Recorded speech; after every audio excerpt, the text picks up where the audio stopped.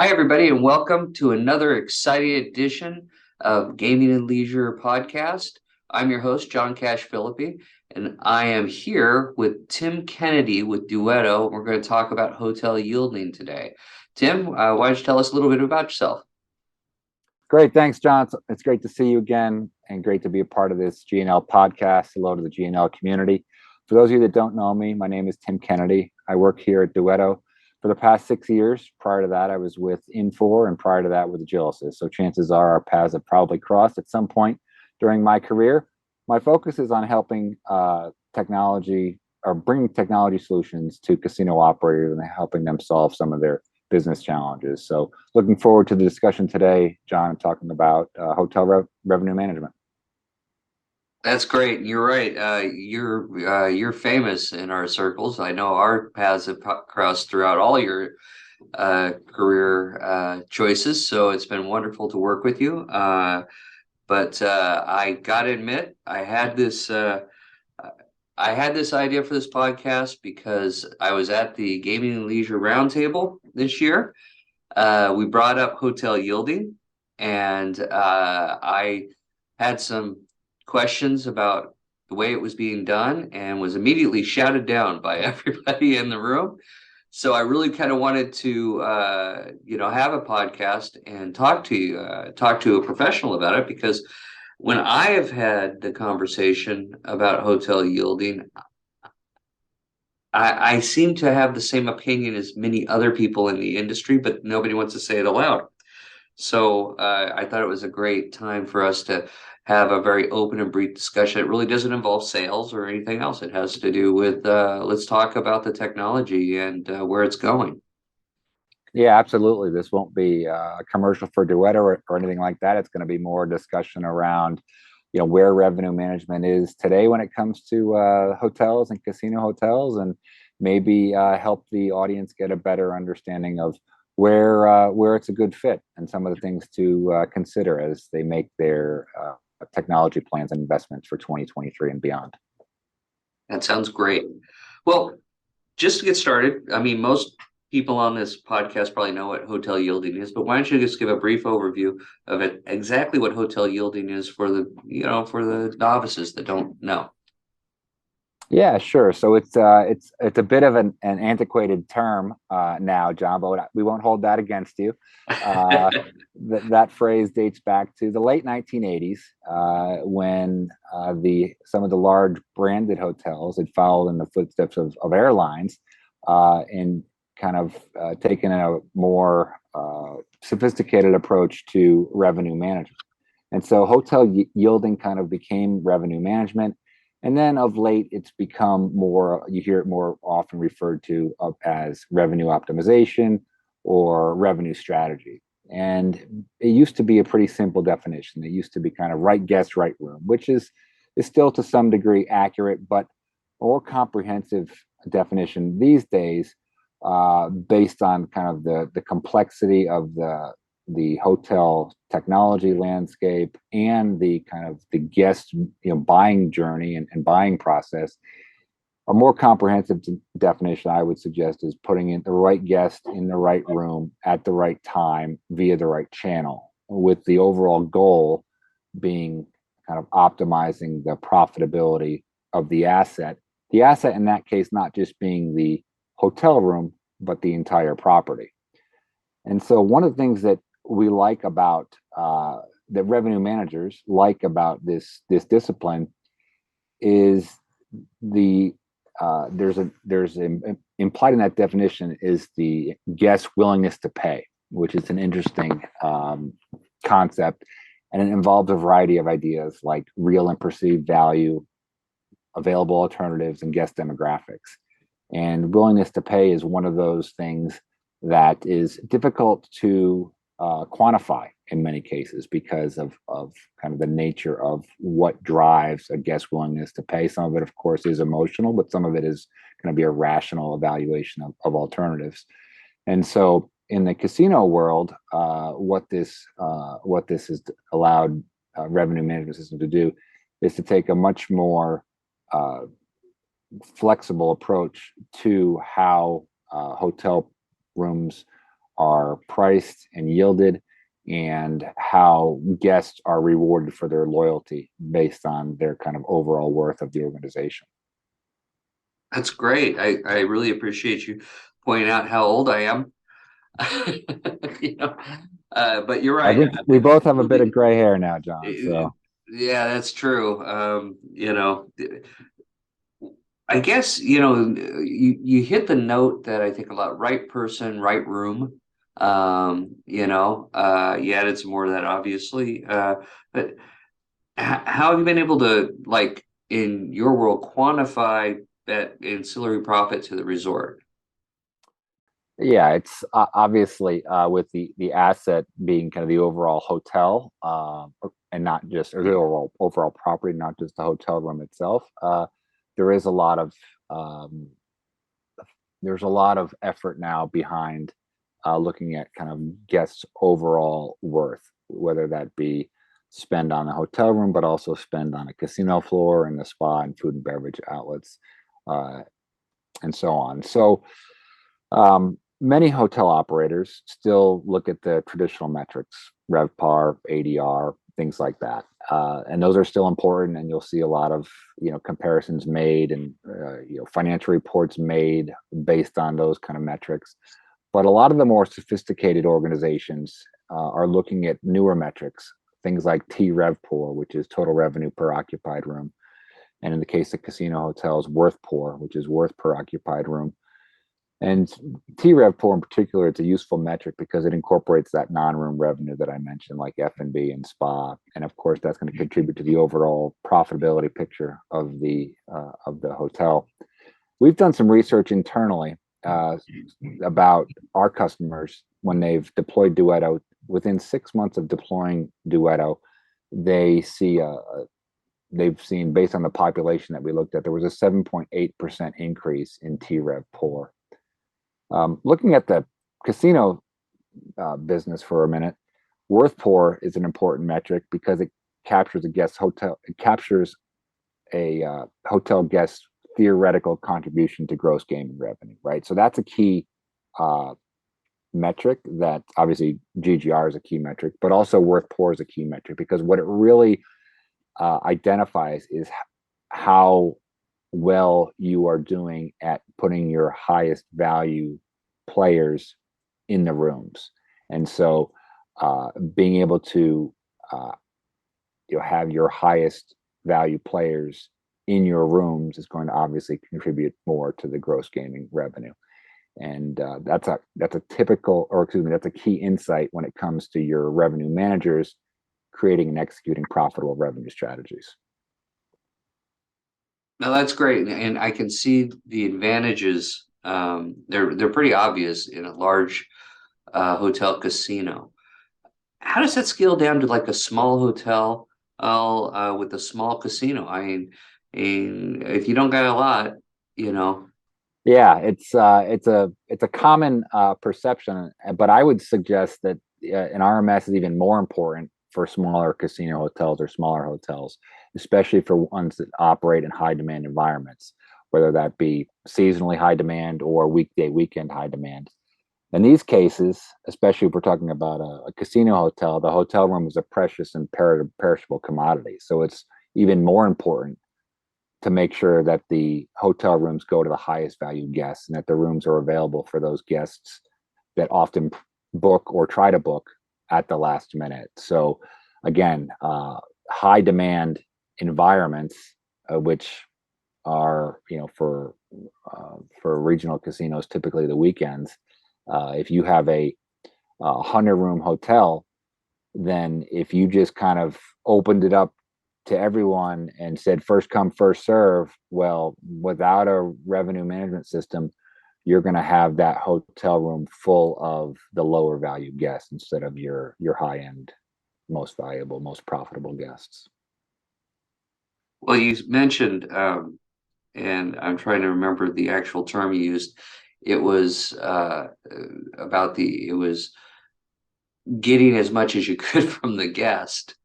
Or their willingness or threshold of payments or whatever. Right, You willingness to know, pay. I'm sorry. Willingness to pay. Willingness to pay. Thank you. Their willingness to pay. How does that work? If is there really like what like if I have a small 100-room hotel, like you're saying, but it doesn't have a casino, it doesn't have a lot of amenity. Maybe it has a restaurant hooked to the side of it or something like that. How does it work for that? Does it really provide a profit? Well, it does in the sense of your last minute bookers typically have a higher propensity to pay. Mhm. And so when you sell out too soon, so if you have a suboptimal booking curve, then all those guests that would book in the last whatever your booking window might be, 1 day, 3 days, and so on, are going to be shut out, right? And have to look for alternatives. And so you miss the opportunity to capture that guest, and that guest that might be willing to pay a little bit more um, for the room based on their last minute booking.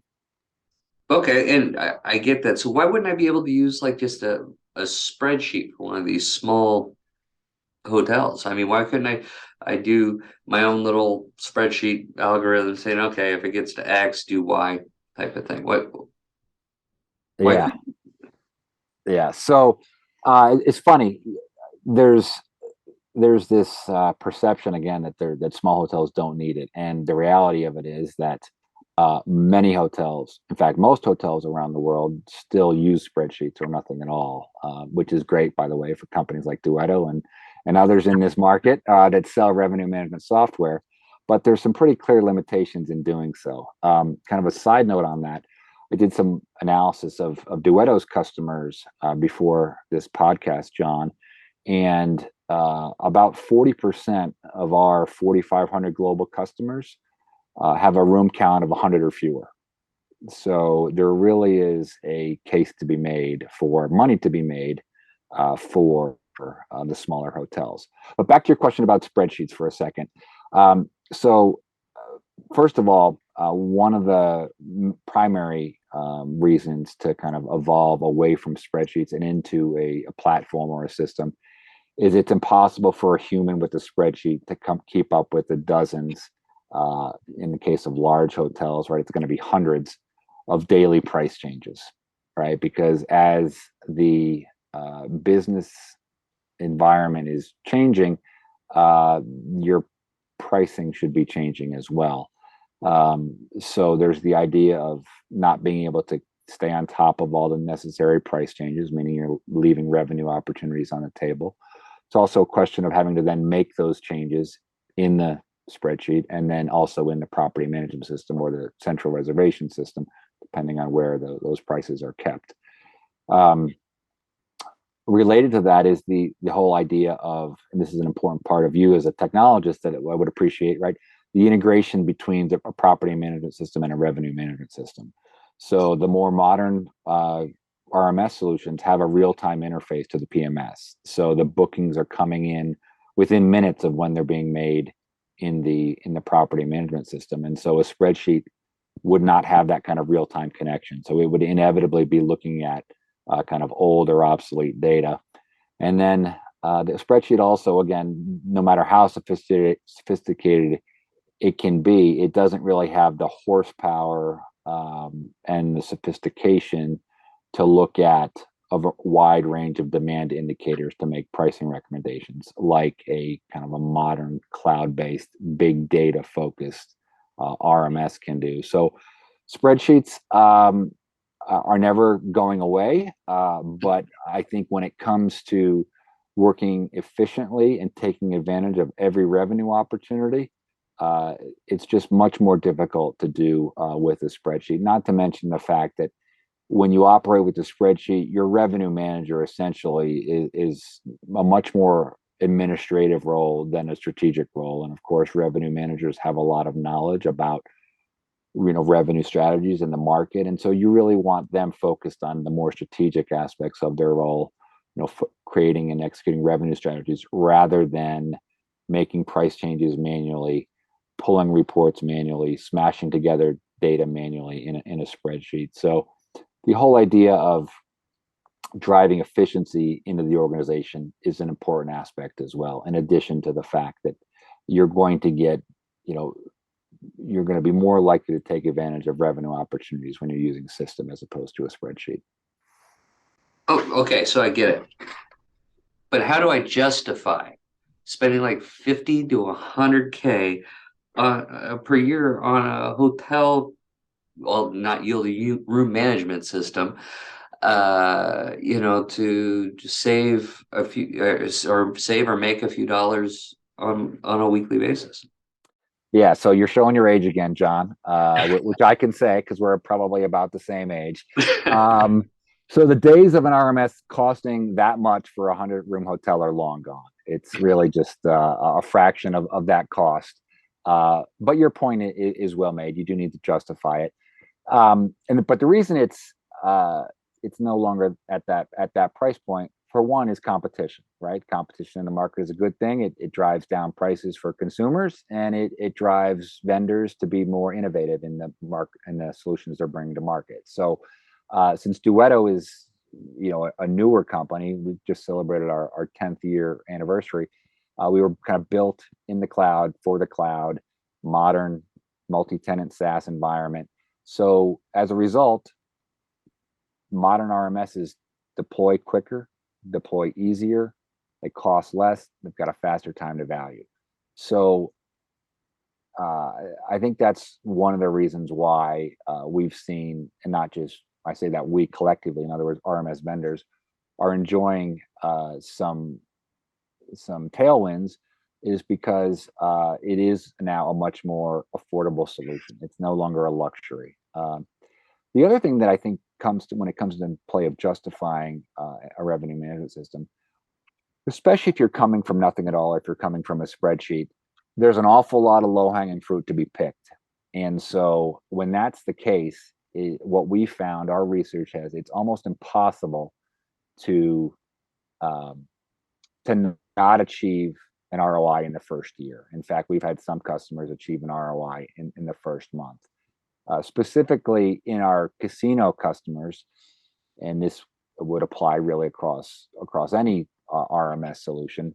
The problem that a lot of casinos have is their house is not balanced. So we can help them balance the house, and by that I mean they're either overcomping, which means they're putting players in the rooms that aren't worth what a retail price of the room could be, or they're undercomping, which means they're taking cash guests at the expense of players that, based on their overall value to the asset, should be in those rooms.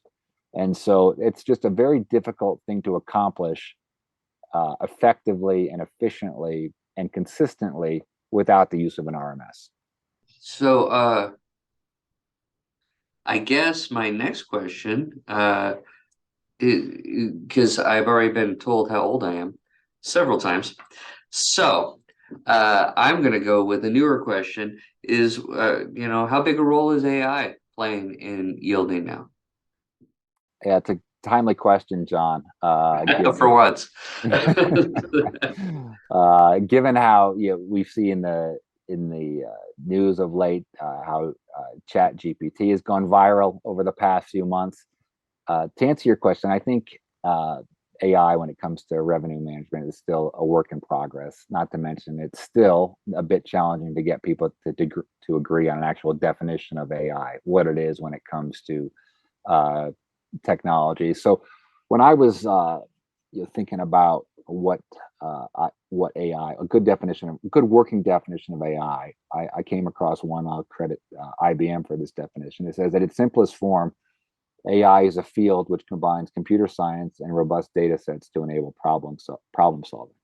So if we use that kind of definition, then I'd say most modern RMS solutions use AI, meaning they ingest and utilize a wide range of data sources, such as reservations data, which include bookings, cancellations, and no-shows, competitor rates, market events, guest reviews, competitive market data, like RPI, for example, and then also web shopping data, which would include things like regrets and denials, people that don't book or try to book but can't book because you don't have availability. And so the different RMS providers use different approaches and how they kind of collect and utilize that data. But the goal, of course, is to find that optimal mix that's going to allow the system to make optimal pricing decisions. And so, in that respect, I think AI is taken hold, but it's certainly not at its that it kind of the most sophisticated AI is not something I think we've yet seen in hotel revenue management. I think at this point it's still aspirational. But I want to kind of expand on that a little bit, John, because one of the things that we have seen, and if you kind of squint your eyes a little bit, you can kind of put this into the AI category, but it's around automation, right? And the degree of automation that a hotel is comfortable with when it comes to revenue management and pricing strategies, and how a revenue manager is going to interact with an RMS when it comes to making those price changes. So at Duetto, we believe in a concept called controlled automation, which is to say we give operators the choice of how much automation to use, depending on what they're most comfortable with. So, for example, some of our customers use autopilot all the time, meaning it's always on, which means every time the platform optimizes, which in Duetto's case is 3 times a day, fresh rate recommendations are pushed to all connected systems, and fresh forecasts are made for every segment. Other customers set autopilot to be on 14 days or 30 days before arrival, and have the revenue manager kind of approve and publish prices within those windows. And then others, we won't mention any names, casinos, are control freaks and still aren't really adopting autopilot to a large extent. But Duetto has a belief that revenue management is both kind of an art and a science. And so we look at our platform as a tool set to be used by skilled and knowledgeable revenue professionals. I was reading an article earlier this week from the global vice president of revenue for Wyndham, and he talks about AI. So I want to touch on that briefly. And this is where I think it's still very much aspirational. I think with AI, there's great potential to take loyalty pricing, which casino hotels in particular have done well for some time now, to go beyond loyalty pricing and instead move to personalized one-on-one pricing. So really one-to-one pricing where you're able to better understand guest psychology. So in other words, not just guest preferences or guest segmentation, but guest psychology when it comes to the buying decisions and willingness to pay. And not coincidentally, one of the topics discussed this week at the Skift Megatrends event was the idea of how emotion is going to be the next frontier for brand marketing when it comes to hotels. So anyway, I think AI holds great potential, and we'll have to see exactly how it comes into play in terms of its actual use in an RMS. Cool, that's fascinating. I guess for my last question, if you had one sentence to convince me to buy Duetto or any other revenue management system or room management system, any of that, what would that sentence be?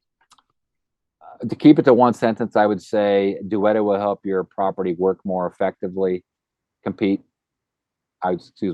work more efficiently, compete more effectively, and make more money.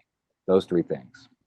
Which is what we're all trying to do anyway. So that's awesome. Well, thank you, Tim. I appreciate you coming on with us, and I hope everybody got a good education on yielding. I know, or on revenue management systems.